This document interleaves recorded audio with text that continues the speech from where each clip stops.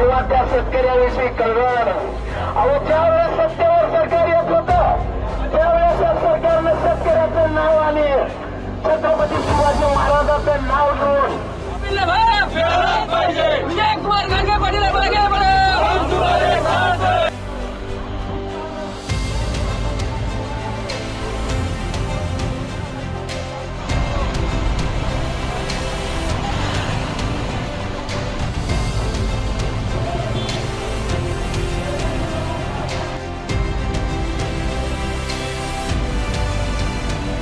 शरद जोशी यांना प्रथम नमन करतो आणि गेल्या 8 दिवसापासून 1500 भाव तसेच शेतकऱ्यांची कर्जमाफी करावी या मागणीसाठी विजयकुमार घाडगे पाटील गेल्या 8 दिवसापासून औसा तहसील कार्यालयासमोर बेमुदत उपोषणाला बसलेले आहेत।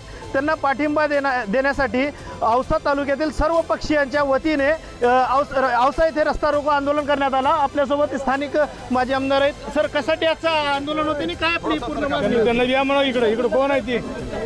औसा येथे हे आंदोलन सध्या सुरूच आहे आणि काय त्यांची मागणी आहे हे जाणून घेण्यासाठी हे करूया। सर, काय मागणी आहे, कशासाठी आजचं आंदोलन आहे? आज आम्ही या ठिकाणी रस्ता रोको केला। गेल्या 8 ते 10 दिवसापासून शेतकरी पुत्र सन्मान्य श्री घाडगे विजयकुमार हे उपोषणाला बसलेत। त्यांची प्रकृती आत्ता चिंताजनक आहे।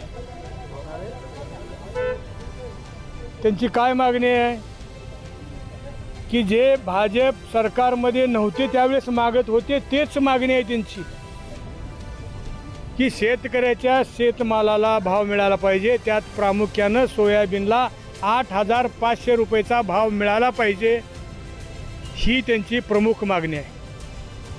दुसरी मागणी आहे की उद्धवजी ठाकरे साहेबांच्या काळात मंजूर झालेली शेतकऱ्याची कर्जमाफी ती तर द्या, पण पुन्हा एकदा सगळ्या शेतकऱ्याचं संपूर्ण कर्ज माफ करा, ही दुसरी मागणी आहे। आणि आमची तिसरी मागणी आहे 23-24 मधला शेतकऱ्याचा पीक विमा मिळाला पाहिजे। या 3 प्रमुख मागण्यासाठी आजचं हे रस्ता रोको आंदोलन होतं। गेल्या 8 दिवसापासून घाडगे पाटील उपोषणाला बसले, आतापर्यंत दखल घेतली नाही त्यांच्या आंदोलनाची? अजिबात दखल कुणी सुद्धा घेतली नाही। मला माहिती मिळाली सन्मान्य रामदासजी आठवले साहेब जात भेटले, सन्मान्य या तालुक्याचे आमदार जात भेटले, फक्त जात भेटले, पण याचं उपोषण थांबवावं, त्याच्यातून काहीतरी मार्ग काढावा ही सुबुद्धी त्यांना सुचली नाही आणि म्हणून केवळ राजकारण करायला लागलेत हे लोक।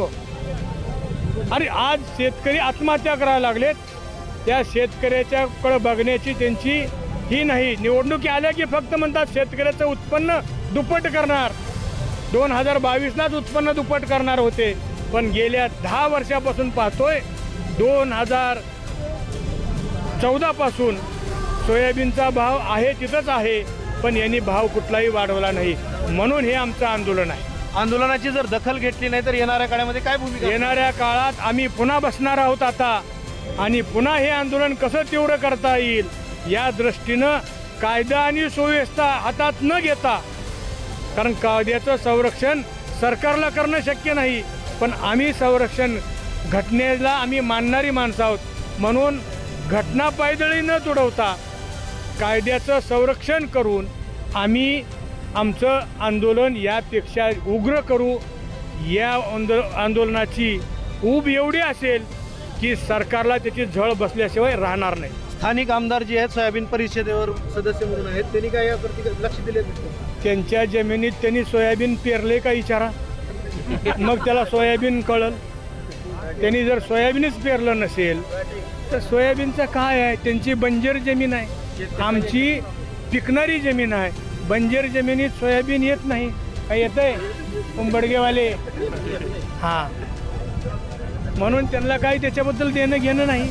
नक्कीच शेतकऱ्यांच्या जोपर्यंत मागण्या मान्य होत नाही, घाडगे पाटलांचं आंदोलन जोपर्यंत संपत नाही, हे आंदोलन असेच चालू राहील असा पवित्रा आता औसेकरांच्या वतीने घेण्यात आला आहे. Asif Patel, news state Maharashtra, Ausa, Latur.